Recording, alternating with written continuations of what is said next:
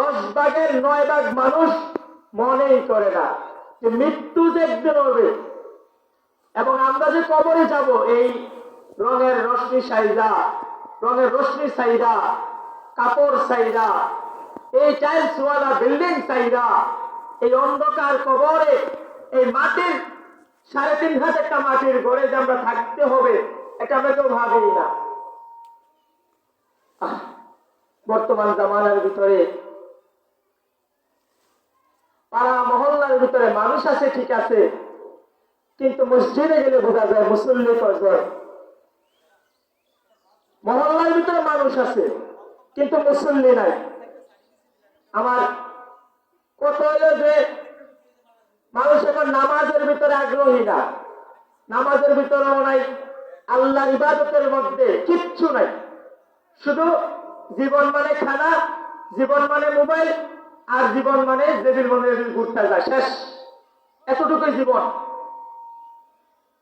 মুসলিমের সন্তানদের জীবন কি এতটুকুই?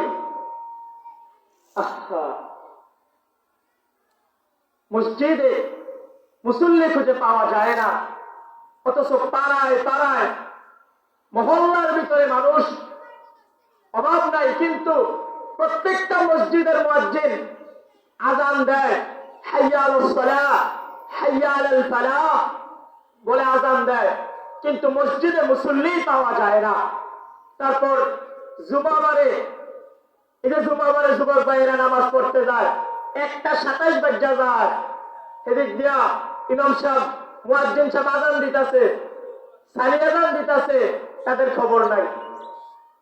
এই গত শুক্রবারে জুমার নামাজের সময় 1:25 বাজে বাইরের দিকে একটু খেয়াল করে দেখলাম যে যুবক ভাইয়েরা এখন আড্ডা দিতেছে। নামাজের মধ্যে ডাকাতি, নামাজের মধ্যে ডাকাতি করে। জুমার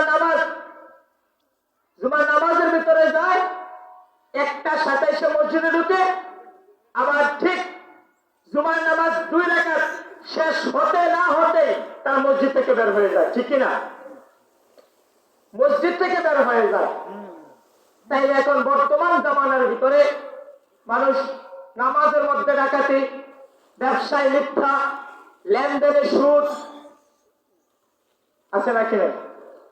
প্রত্যেকটা মানুষ এমন করতেছে।